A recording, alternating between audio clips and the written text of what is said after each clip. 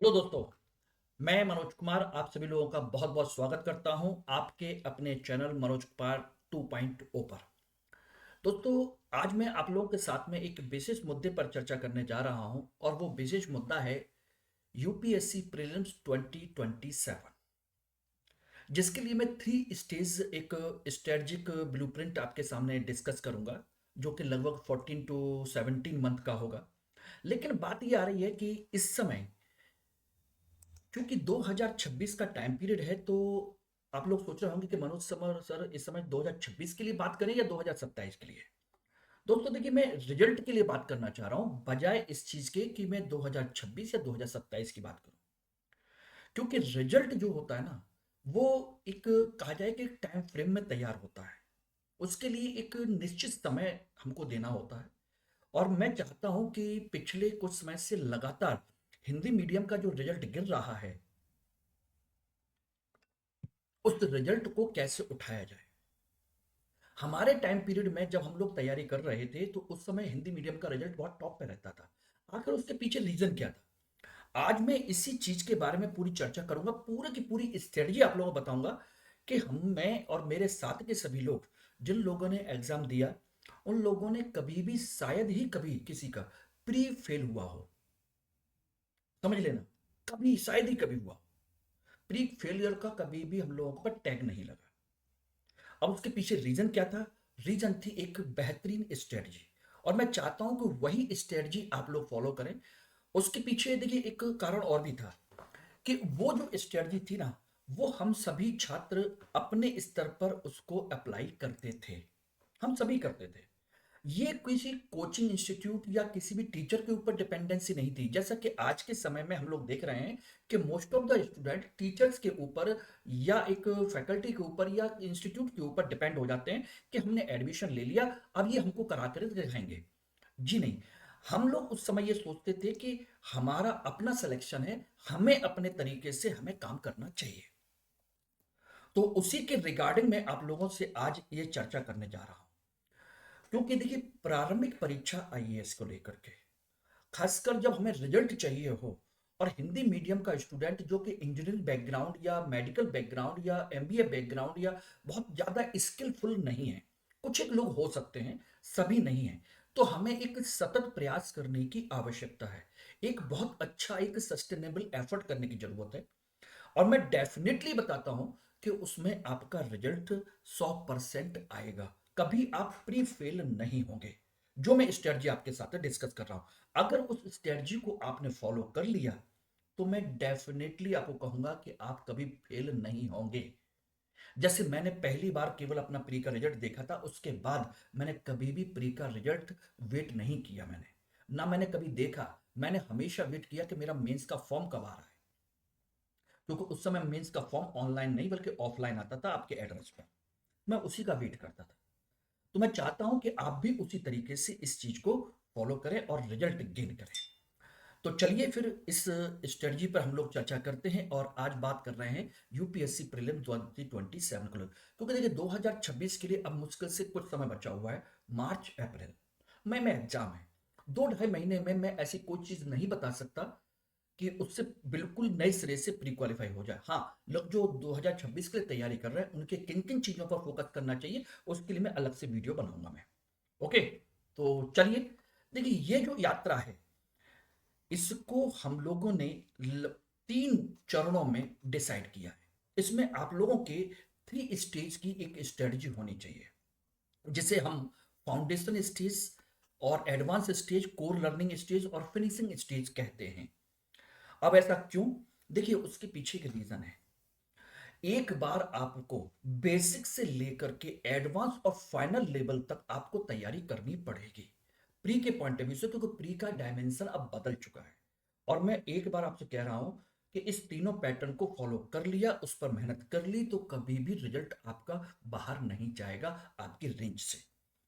उसके लिए जो पहली जो स्टेज है, जिसे मैं कहता हूं एनसीईआरटी प्लस एमसीक्यू स्टेज, जो फैक्ट और बेसिक कंसेप्ट को आपको सिखाती है। स्टार्टिंग के 3 से 4 महीने आप लोगों को ढंग से फोकस करना है एनसीईआरटी पर। और आप कहोगे सर ये तो हर कोई बताता है, लेकिन बताऊंगा मैं कि इसमें कैसे और क्या क्या चीजें होती हैं, वो सारी चीजें मैं डिस्कस करूंगा इसके अंतर्गत। ध्यान रखिएगा, ऐसा नहीं है।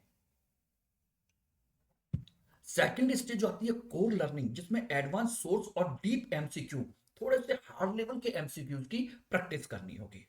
और थर्ड स्टेज आएगी जिसमें हम पीवाईक्यूज, फुल टेस्ट और रिवीजन करेंगे, जिसमें नया पढ़ने के लिए हमारे पास कुछ नहीं होगा, क्योंकि नया पढ़ने के लिए हम इस 10-12 महीने के अंदर सब कुछ पढ़ चुके होंगे। हमें अंतिम फेज में जाकर के केवल और केवल revision practice, revision practice, revision practice हमको करनी है। यानी कि अभी से लेकर के आपको आपके दिसंबर तक, ये फेज जो है दिसंबर तक समझ लीजिए कि any how at any cost हमें इसको कवर कर लेना है, ज्यादा से ज्यादा जनवरी तक। ये ध्यान रखना, दिसंबर 2026 तक इसको कवर करना है, और इसको जनवरी 27 से इसे आगे बढ़ा करके लेकर के जाना है, ये समझ लेना। और उस समय केवल 4-5 महीने अगर प्रैक्टिस करेंगे तो प्री रुकेगा क्या आपका? नहीं रुकेगा, डेफिनेटली नहीं रुकेगा। देखिए, अगर आप लोगों ने यूपीएससी का सपना देखा है, यूपीएससी को अपने जीवन का एक लक्ष्य बना लिया है, तो निकालना ही अंतिम उद्देश्य है। तो चलिए इस पर हम लोग चर्चा करते हैं। देखिए, पहला जो चरण होगा उसमें आपको ध्यान रखिएगा, क्या क्या ध्यान रखना है। देखिए, एनसीईआरटी और डेली एमसीक्यूज, हमें इसके माध्यम से पर डे चैप्टर वाइज हमें ओल्ड प्लस न्यू एनसीईआरटी हमें कवर करनी है, ठीक है ना। और उसके डेली बेसिस पर हमें उसके कम से कम मान के चलिए 15, 20, 25, 30 एमसीक्यूज की प्रैक्टिस करनी है, जिससे कि उसके सारे कंसेप्ट क्लियर हो सके और जो फैक्ट आते हैं वो भी कवर हो जाए, तो हमारा बेसिक क्लियर हो जाएगा। इसमें हमें ध्यान रखना है कि इसके अंतर्गत एनसीईआरटी को लोग फैक्ट के तौर पर देखते हैं, इसमें रटना नहीं है बल्कि कंसेप्ट क्लैरिटी पर फोकस करना है। और इसके माध्यम से हमें क्या होगा, अगर 3-4 महीने तक डेली बेसिस पर अगर हमें ये करने का मौका मिल जाए, तो हम एमसीक्यू को हल करने की एक हैबिट डेवलप कर लेंगे। उसमें कैसे एमसीक्यू घुमाए जाते हैं, कैसे एमसीक्यूज बनते हैं, किस तरीके से प्रश्न बनते हैं, ये सारी चीजें, ये सब कुछ आपका यहां से होगा। लेकिन बहुत सारे लोग एनसीईआरटी पढ़ते हैं, बहुत सारे नहीं, लगभग सभी पढ़ते हैं यूपीएससी के, लेकिन प्रैक्टिस नहीं करते, उसके एमसीक्यूज की प्रैक्टिस नहीं करते, उसमें क्वेश्चन कैसे बनेंगे इसके बारे में नहीं सोचते, इस पर डिस्कशन नहीं करते। अगर आपने इसको बेस बना लिया तो समझ लीजिए आपका काम हो जाएगा। इसमें देखिए, हिस्ट्री, पॉलिटी, ज्योग्राफी, इकोनॉमी। देखिए, हिस्ट्री के लिए न्यू एंड ओल्ड एनसीईआरटी 6 से लेकर 12 तक की, पॉलिटी की 9 से लेकर के 12 तक की, ठीक है ना, ज्योग्राफी की 6 से लेकर 12 तक की, इकोनॉमी की 9 से लेकर के 12 तक की।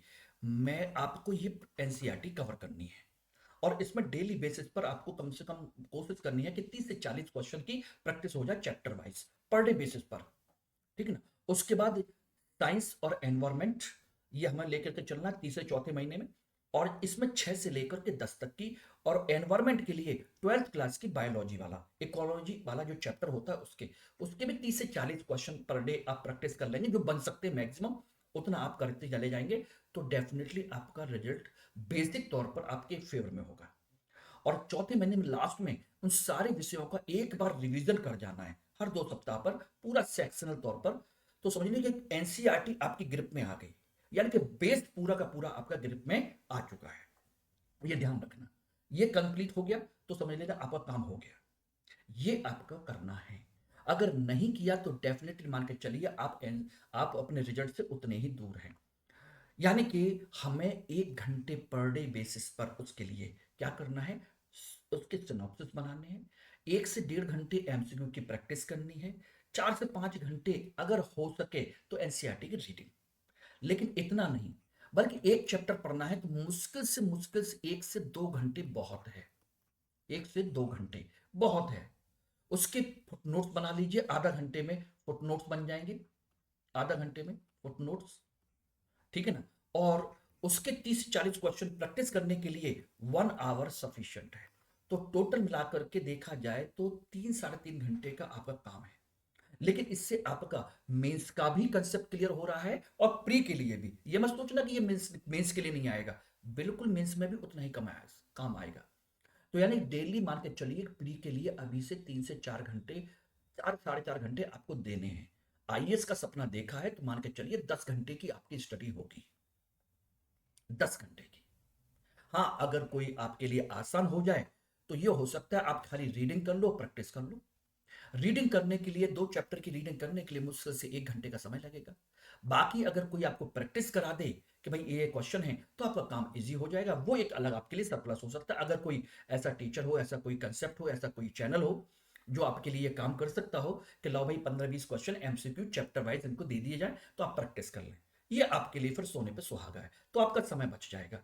आपको लव नोट्स बनाने की भी जरूरत नहीं पड़ेगी क्योंकि उस एमसीक्यू प्रैक्टिस में वो टीचर सब करा देंगे। ठीक है। अब आते हैं सेकंड फेज। सेकंड फेज ये कम से कम 6 से 7 महीने चलेगा। मई के बाद से लेकर के दिसंबर तक ये मान के चलिए कम से कम। और इसमें स्टैंडर्ड बुक्स आपको फॉलो करनी होगी, चैप्टर वाइज हमको फॉलो करनी होगी। प्रीलिम्स के स्तर पर और गहराई से एमसीक्यू को समझना होगा और उसके उसी तरह के एमसीक्यूज आपके आने चाहिए। और इसमें यह कोशिश करनी है 6-7 महीने के अंतर्गत कि 10,000 नहीं तो कम से कम 5,000 एमसीक्यूज की प्रैक्टिस हो जाए। कम से कम इतनी तो हो ही जाए, कम से कम। अब सोचिए कि 6 महीने का मतलब हो गया 6×18, यानी कि 200 दिन। 200 दिन के हिसाब से देखा जाए तो आपके लगभग 50 से 100 क्वेश्चन आप प्रैक्टिस करते हैं, तो 2-2,500 3,000 के आसपास जितने मैक्सिमम हो सके उतने प्रैक्टिस करते जाइए। मैं कहता हूं कि इतने भी नहीं, अगर आपने 3,000 भी कर लिए ना एमसीक्यू, क्योंकि उधर आप ऑलरेडी एनसीईआरटी कर चुके हैं, इधर 3,000 एमसीक्यू पर डे के 30 40 50 क्वेश्चन आप एमसीक्यू करते चले गए और सारी चीजें होती चली गई, तो आपको कोई रोकने वाला नहीं है। अब इसको कैसे करेंगे, किस तरीके से करेंगे? देखिए, पॉलिटी के लिए आपके पास जो अच्छी किताबें हैं, एम लक्ष्मीकांत वगैरह है, आप बिल्कुल करिए। ठीक है ना। इसमें पी बाई क्यू की मैपिंग, देखिए पॉलिटी में मैपिंग नहीं आती है, लेकिन ध्यान रखिएगा अगर बाई चांस कोई करंट की चीज है। History and culture, spectrum, modern India, Nitin Singhania जैसी किताबें हैं, मतलब अच्छी किताब। एक एग्जाम्पल के तौर पर, जरूरी नहीं कि यही इकोनॉमी की है, standard notes, budget economic survey है। ठीक है ना, ये सारी चीजें। तो लगभग 60 एमसीक्यूज, 50 से 60 क्वेश्चन पर डे आपको करना है। ज्योग्राफी की जीएससी लॉन्ग और एटलस की मैपिंग है। Environment science and tech Shankar IAS के, या करंट वेस्ट साइंस टेक जितना भी है, करंट अफेयर है, या आपका एक बफर वीक है। लास्ट में आपका जो एक मंथ बचता है उसमें आपको सेक्शनल टेक्स्ट दे करके अपनी प्रैक्टिस कवर करनी है। तो यानी कि एक एक महीने के अंदर आपको एक एक सब्जेक्ट पर फोकस करना है, पर डे एक सब्जेक्ट, एक महीना। और मुझे उम्मीद है कि किसी भी सब्जेक्ट में 30 से ज्यादा चैप्टर नहीं होते। चाहे हिस्ट्री उठा लीजिए, पॉलिटी उठा लीजिए, इकोनॉमी उठा लीजिए, साइंस उठा लीजिए, या एनवायरमेंट उठा लीजिए, कोई भी। किसी में थोड़े ज्यादा हो सकते हैं, किसी में थोड़े से कम हो सकते हैं। ये आपके 6 से 7 सब्जेक्ट हैं और 6 7 सब्जेक्ट आप देख सकते हैं। और करंट अफेयर तो देखिए, अभी से आपको डेली आधा घंटा 1 घंटे की पर डे की आदत डालनी पड़ेगी। और इतना आप करते चले गए तो समझ लीजिए आपका काम हो जाएगा। आपको देखिए, अगर कोई ऐसा सपोर्ट सिस्टम मिल जाए जो आपके लिए काम कर सके कि भाई हम ये क्वेश्चन, ये टॉपिक हैं आज के लिए, और इनको आप पढ़ लीजिए, ये सोर्सेस हैं, सोर्स, टॉपिक, और उसको आप रीड कर लें, उनके सिनॉप्सिस बना लें। और रात को बैठ करके अगर कोई आपके 25 से 30 क्वेश्चन, 40 क्वेश्चन को प्रैक्टिस करा दे, तो समझ लेना कि आपके बल्ले बल्ले आपका समय बच गया। नहीं तो आप सेल्फ कर सकते हो, सेल्फ करना आज सेल्फ करिए, अगर आप ऐसा कर सको तो आपके लिए समझ लो बहुत बढ़िया ऑप्शन मिल जाएगा रियली में। ये ध्यान रखिएगा। तो करने की कोशिश करिए और इसका फायदा होगा, सभी अच्छी किताबें पढ़ जाओगे, आपके लगभग 5,000, 3 से लेकर के 5,000 एमसीक्यू की प्रैक्टिस हो जाएगी और प्रीलिम्स का माइंडसेट पूरा तैयार है। अब आप थर्ड फेज के लिए बिल्कुल एग्री हो। और परीक्षा मोड में ध्यान रखिएगा, जो तीसरा चरण है प्रैक्टिस रिवीजन वाला, उसमें आपका परीक्षा का स्वभाव विकसित करना है कि हमें 3-2 घंटे बैठना है, उसी तरीके से एलिमिनेशन सटीकता के साथ बात करनी है, पेपर देना है उसी तरीके से 100 क्वेश्चन का पेपर होना चाहिए। ये रहा आपका। और उसमें कितने सही सॉल्व करने हैं, कितने नहीं करने, इसका माइंडसेट आपको तैयार करना होगा। और पीवाईक्यू का विश्लेषण, पिछले कम से कम 15 साल के पीवाईक्यू का गहन विश्लेषण आपको करना होगा। पिछले 15 साल में ट्रेंड कैसे बदला है, किस तरीके से बदला, किन किन पोर्शन पर फोकस किया गया है। और ये जो बनाया गया ना डेटा टीयर, ये सेम वही पैटर्न था जो हम लोगों ने अपनाया था, हमने भी यही करते थे। आपको क्या लगता है कि 3-4 महीने में तैयारी हो जाती है प्री के लिए? नहीं बेटा, ऐसा नहीं होता है, उसमें समय लगता है। हम लोगों ने 1 डेढ़ साल 2 साल पूरे पहले प्री के लिए ढंग से तैयारी की थी। मेंस तैयार करने के बाद हमने मेंस तैयार करके एक साथ रख दिया, या साथ के साथ उसको करते चले गए, लेकिन प्री के लिए हमने अलग से टाइम दिया था, पर डे लेवल पर, समझ लीजिए डेली बेसिस पर। और लास्ट के जो 5 महीने थे उस पर हम टोटली इस पर्सन पर, थर्ड फेज पर, लास्ट के 5 महीने हमसे इसी पर फोकस किया हम लोगों ने। दिसंबर के बाद हम समझ लो मेंस, जनवरी से मेंस पर हम फोकस करते नहीं थे, मेंस को उठा के रख देते थे पूरा, हटाओ भाई, ये रहा। क्योंकि प्री ही नहीं निकलेगा तो समझ लीजिएगा मेंस का क्या फायदा होगा तैयार करने का। आज आपकी डेट में आप देख रहे होगे कि हिंदी मीडियम के रिजल्ट जो नहीं आ रहे हैं उसके पीछे कारण क्या है? मेंस तक बच्चा ही नहीं पहुंच रहा है, और जब मेंस तक स्टूडेंट नहीं पहुंच रहा है तो फिर आपका रिजल्ट कैसे आएगा? जितने ज्यादा मेंस में अपीयर होंगे उतने ज्यादा आपके इंटरव्यू में अपीयर होंगे, और इंटरव्यू में अपीयर होंगे उतने ज्यादा आपके सिलेक्शन होगा। अब आप मुझे बताइएगा, क्या मैं बात सही कह रहा हूं या गलत? अगर मेरी बात सही लग रही है तो कमेंट सेक्शन में आकर के अपनी बात, अपनी राय बिल्कुल निश्चित तौर पर रखिए कि हाँ, इस कंसेप्ट को कर सकते हैं। तो इसमें थर्ड जो पीरियड है उसमें कंडीशन ये है कि 1 से 2 महीने पीवाईक्यू की मास्टरी करनी है। इस टाइम में जो हमने 5 महीने पीवाईक्यू ढंग से, और पिछला रिवीजन, 3 से 4 महीने टेस्ट सीरीज, जो हमको टेस्ट सीरीज मिल सकती है उसमें, ठीक है ना। और लास्ट का जो 1 महीना होता है उसमें ज्यादा से ज्यादा हमें टेस्ट देने हैं, सिर्फ टेस्ट देने हैं, सिर्फ टेस्ट। रैपिड रिवीजन कुछ भी दे दो, पूछ लो हमसे। एक बार अगर हो गया तो समझ लीजिए आपका प्री कभी नहीं रुकेगा। Never to see the fail in prelims examination, ये है। और रैपिड रिवीजन का कंसेप्ट यही है कि polity, economy, history, environment, current affair, जितनी जितनी बार आप पढ़ सकते हो उतनी बार पढ़ते चले जाइए, जितनी बार पढ़ सकते हो। और कंसेप्ट ये देना है कि लास्ट के 3 5 महीने में आपको जितना मैक्सिमम सी सेट पर, जितना मैक्सिमम जीएस पर, इन सारी चीजों फोकस करना है, करते रहिए। लेकिन एक चीज और ध्यान रखिएगा, जो मैं आपको बताने वाला हूं उसको ध्यान से सुन लीजिएगा। जो मैं बता रहा हूं, सारे सब्जेक्ट सब कुछ हो जाएगा, सारे सब्जेक्ट, लेकिन एक चीज जो मैं आपको बता रहा हूं, आपके देखिए हिस्ट्री है, ज्योग्राफी है, पॉलिटी है, एनवायरमेंट है, इकोनॉमी है, साइंस एंड टेक्नोलॉजी है, ठीक है। इनमें से ये 6 सब्जेक्ट है प्लस करंट अफेयर है, करंट अफेयर, ये रहे 6 सब्जेक्ट। क्या आप 6 सब्जेक्ट का पूरा मास्टरी कर सकते हो? आप लोग नहीं कर सकते। एक बार ढंग से आपको इस साल दिसंबर तक सारे सब्जेक्ट को ढंग से कवर करना है, सारे सब्जेक्ट को ढंग से कवर करना है। लेकिन अगर आप रियली में सिलेक्शन लेना चाहते हो तो मैं आपको जो चीज बताने जा रहा हूं उसको ध्यान से सुन लीजिएगा।